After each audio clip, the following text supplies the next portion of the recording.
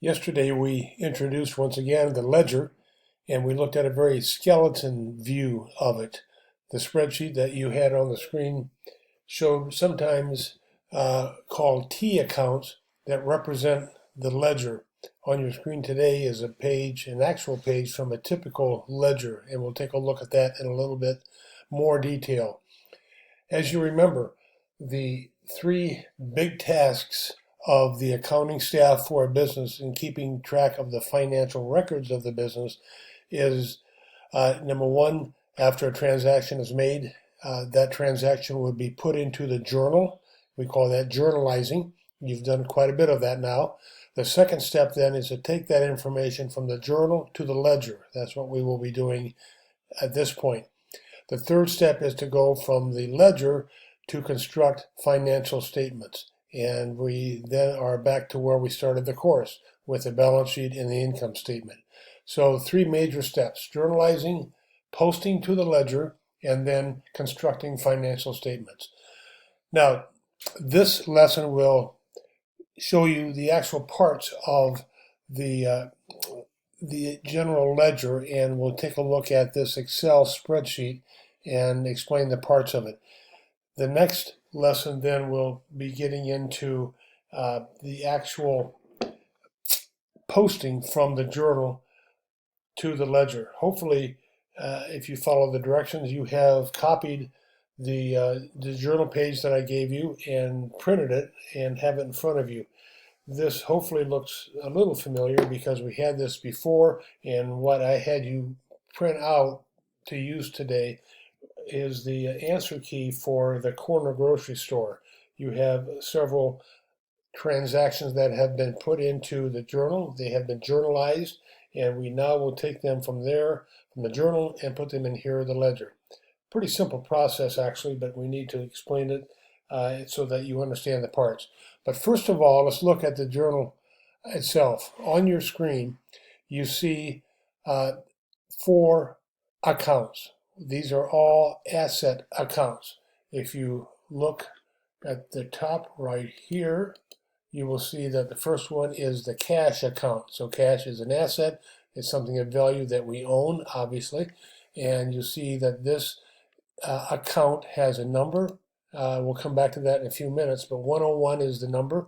Typically, asset accounts begin with a 1. Don't have to, there's no law, but that's just accounting tradition. So cash is 101. A little bit below it, you see a date column, and the date here is January 31, 2017. So we have not started a brand new business. This is ongoing.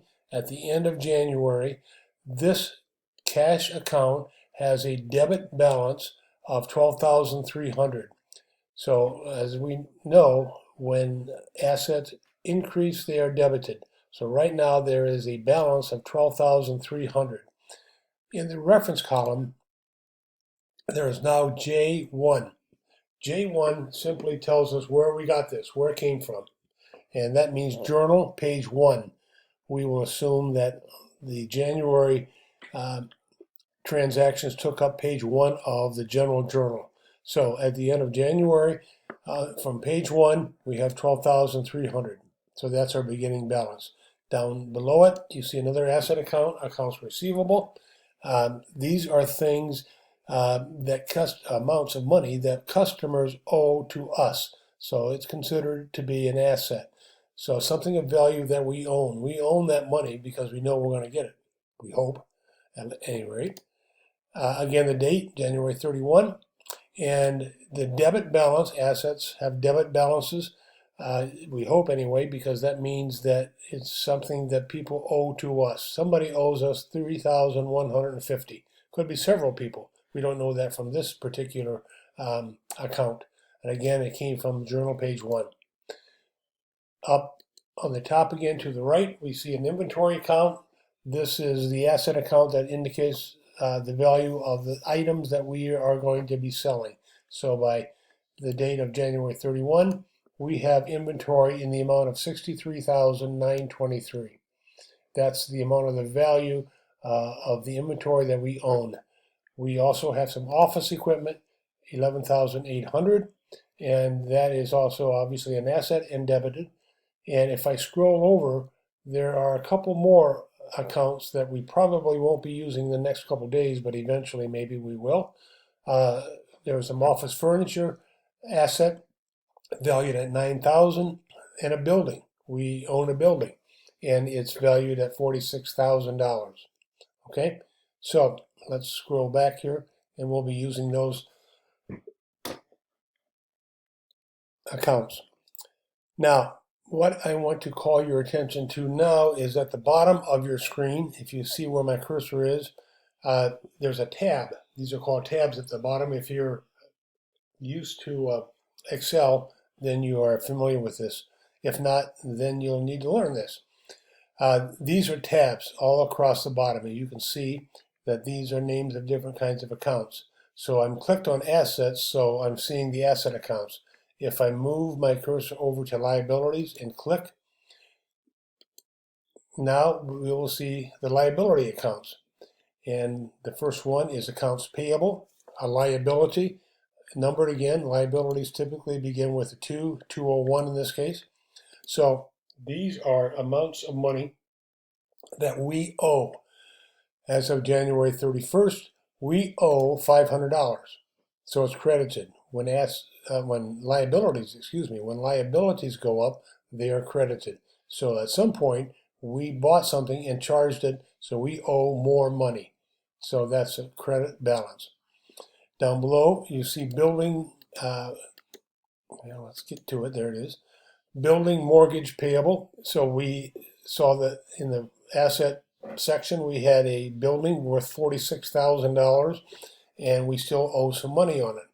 As of January 31st, we owe $10,000, account 202.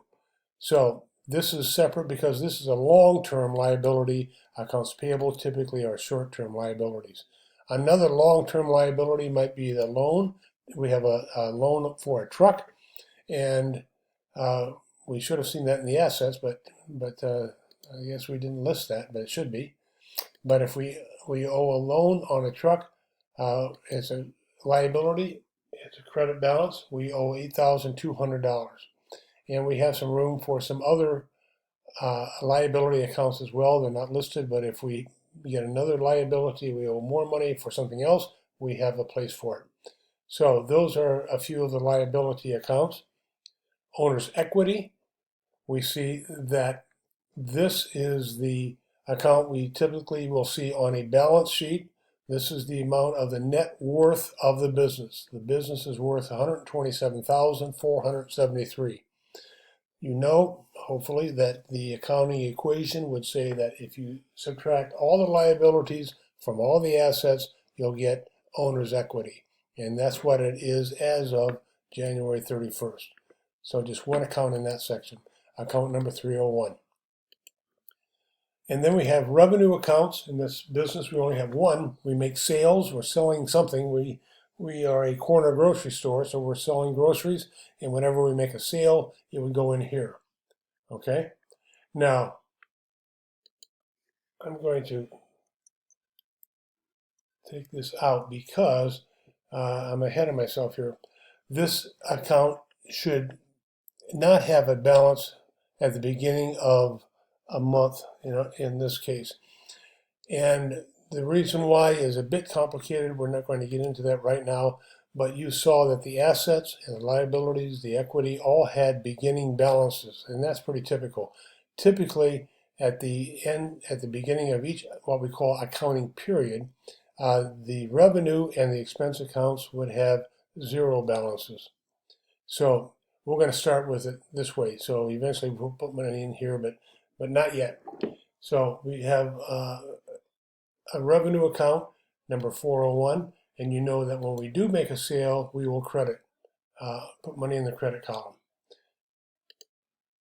And the last group of accounts that we will look at will be expense accounts.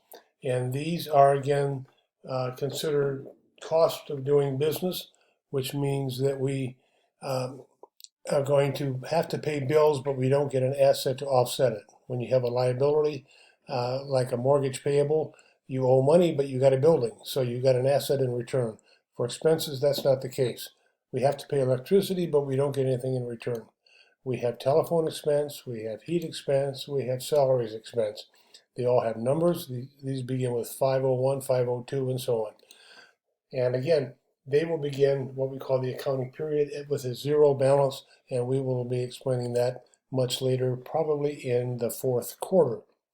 So that's what our ledger looks like. There are different sections. We're in the expense section. We can click in the tab at the bottom and go back to revenue. We can click in the tab for owner's equity, go to that account. We can click on the liabilities tab and see all those, and we can click on the asset tab and see all of the assets. So those are the accounts that we'll be working on, and that's the end of this particular video, but there are a couple of questions on your course page that I want you to answer. So let's do that right now.